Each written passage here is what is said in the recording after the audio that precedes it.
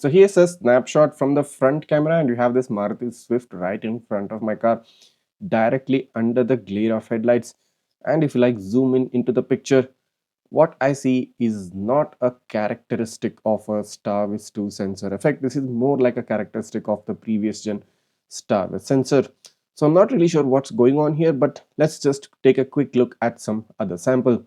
So here's another picture. You have like a two-wheeler right pretty much very close to my car, and you have another four-wheeler slightly farther away. And like if I zoom in into that picture, you can see that the number plate of the two-wheeler, which is like under the glare of my headlight, it has a complete whitewashed look, and the number plate of the car, which is not under the glare of my headlight and kind of placed a bit higher than the headlight beam, has a pretty clear number plate read. So this too again is a very good characteristic of a previous gen Starway sensor, and not like a direct implication or a direct effect of what you generally see in Starways 2 based dash cameras.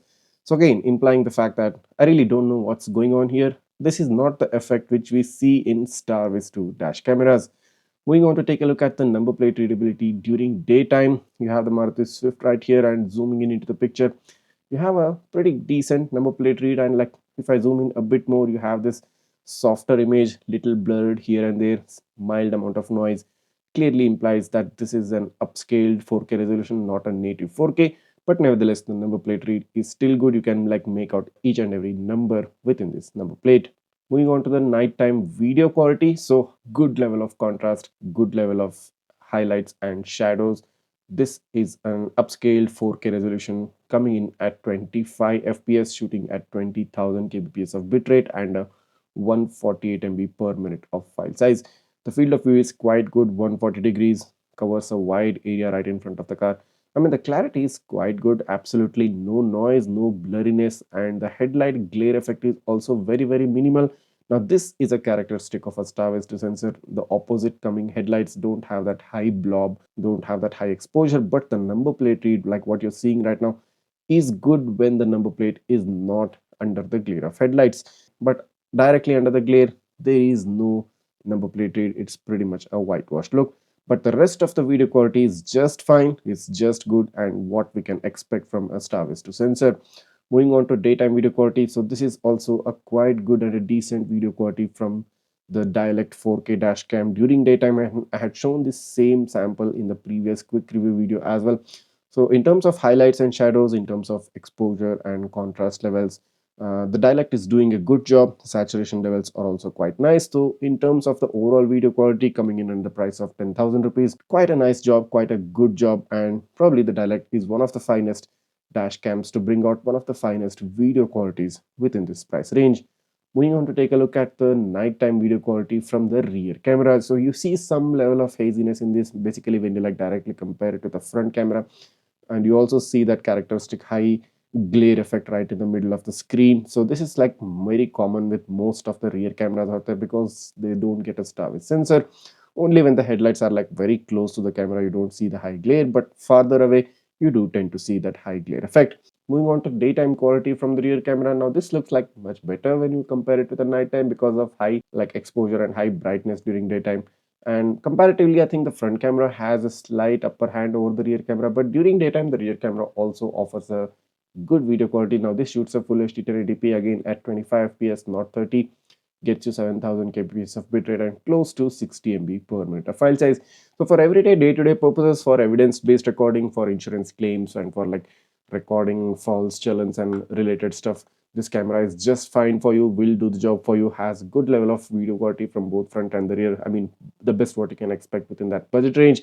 So overall, something which you can buy, something which you can consider, considering that Dylect is still a new brand, still has to establish itself in the long run. So let's see where this brand goes, where this dash cam goes, and the kind of improvements which we see from the Dylect dash cams in the future too. So finally, here is the Dylect Sense 4K Max, the dual channel dash cam shooting a 4K front and a full HD rear camera. In the triple channel variant, that's the Sense 4K Ultra, you just get an extra cabin camera attached to the same front camera.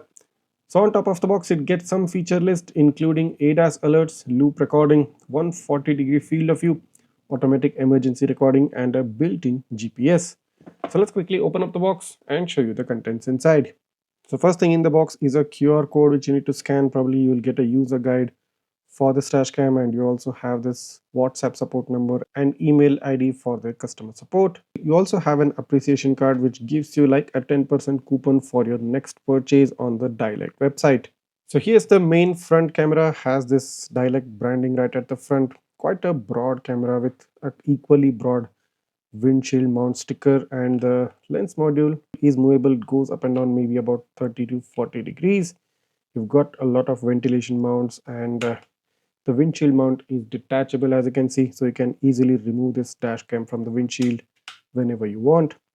At the back you get about, I think it's a 3-inch display, and you get the control buttons right at the bottom with a mode button, up and down arrow button, emergency button, and an OK or a confirm button. On one side you get the power button with lots of ventilation holes, and on top of the camera, as you can see right now, you get a type C port for power, you get an AV port for the rear camera, you get a reset slot and the micro SD card slot. So all the slots are arranged at the top. At the back you also find a mic slot right here. So the build quality is just decent, made out of plastic, and the design concept, I can say it's like they have followed a symmetrical pattern, a balanced pattern. And of course the dash camera looks a bit broader, kind of reminds you of the DDPi Z50, and it's not so heavy as such, feels very lightweight. Let's move on and take a look at what else is inside the box. So here's the rear camera, which also gets a Dylect branding. You get this lens module here, here's the windshield mount, and the camera is 360-degree rotatable, as most of the rear cameras also come in the same way.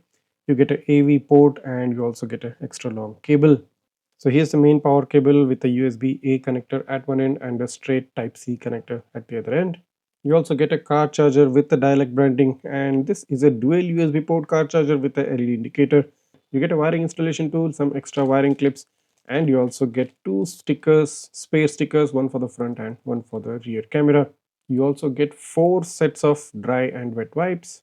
You also get some wiring straps. You get a pair of electrostatic sticker, one for the front and another for the rear.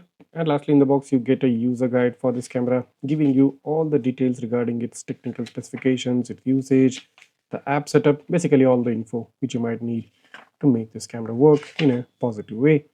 So here's the Dylect dash cam mounted on my windshield, and it gets this large display, 3-inch display right up, and you get some many interesting and very useful information on the display, such as the resolution, the time, the mic settings, the EV settings, the WDR. I mean, all the details are like highlighted right here on top of the display. You also get the date and the current time. So you get the control buttons right here at the back, which is very convenient, because in some of the dash cameras the buttons will be placed at the bottom, so it will be like difficult to access them. But in this case the buttons and their corresponding names have been given right here, so it's easier to understand and use them. So you have the power button right here on one side, and as soon as you press that, the camera automatically takes a snapshot. So now let's head into the settings of the camera. Recording stopped. Video settings. So the camera has moved on into the video settings, and you get these nice voice notifications from the camera, which is really nice, because some of you who have been using these cameras would know that it becomes difficult to understand what exactly the dash camera is doing sometimes. But when you get voice notifications, specific voice notifications, it becomes very easy. So this camera, it doesn't have a touch screen, and that's where these buttons come in. So first of all, you have this resolution option. So within the resolution part, you have 2160 4K plus 1080p for the rear. Then you have Quad HD front and Full HD rear, and Full HD for both front and the rear camera.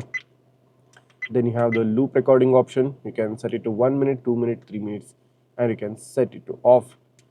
Then you have the WDR. You can set it to on or off. That's wide dynamic range.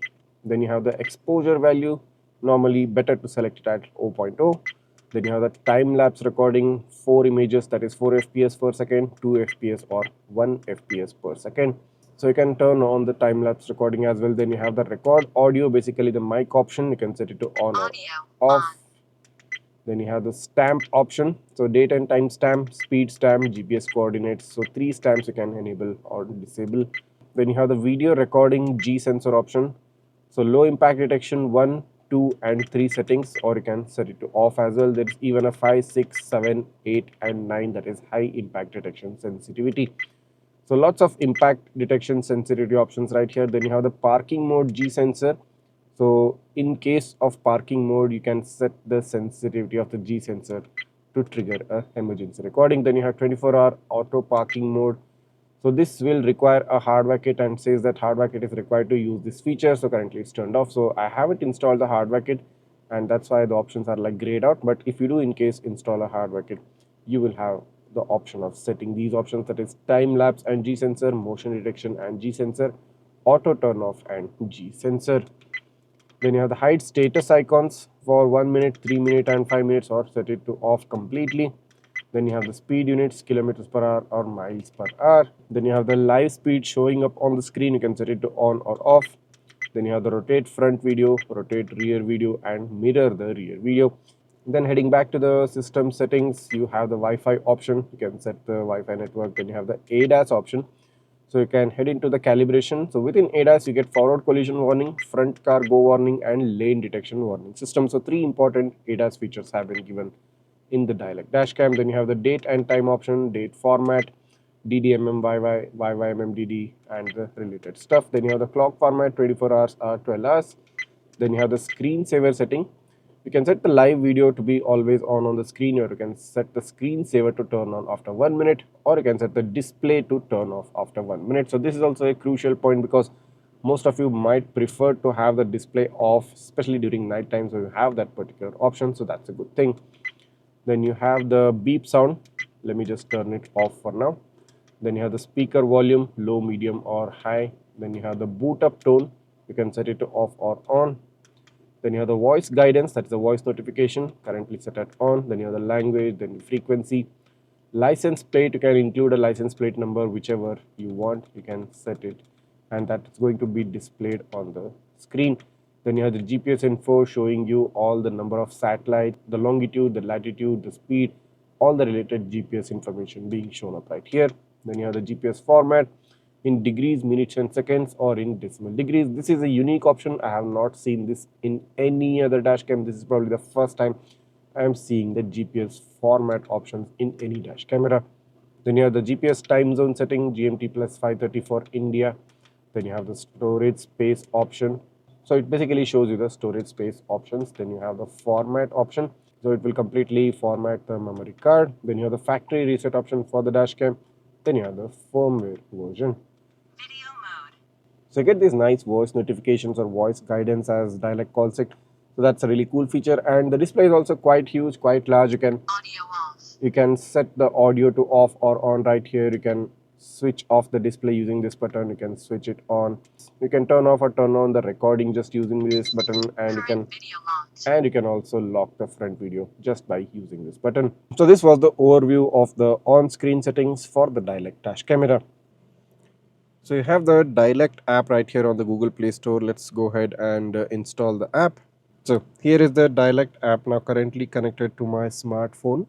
So straight up on the home page, you get the streaming of front and the rear cameras together. Let's head into the settings. So within the settings, you get the same options what you just saw on the on-screen settings. Basically the same things. There's no much difference here.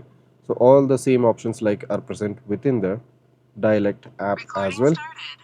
So then you have the Google Maps also, so you can basically track the movement of the car once the car has reached back. So you need to give the location access. Then you have the snapshot option. Then you have the gallery option. Shows you all the recordings in normal mode, emergency mode. They are like color coded, so you can easily access the previous recordings based on your whenever you want to like check out the previous videos. So that's also a cool thing, and you also get this download button right here at the bottom. Then you have the switch camera button right here. So you can switch between the various different views within the app as well. So it's a pretty simple, easy to understand and easy to use Dylect app. No complication in this, no hi-fi stuff in this. Straight up simple options and the similar options what you've seen on the on-screen settings similarly present on the app as well. So this is a cool thing, and considering this comes at a price of less than 10,000 rupees, a very stable and a very decent app to use.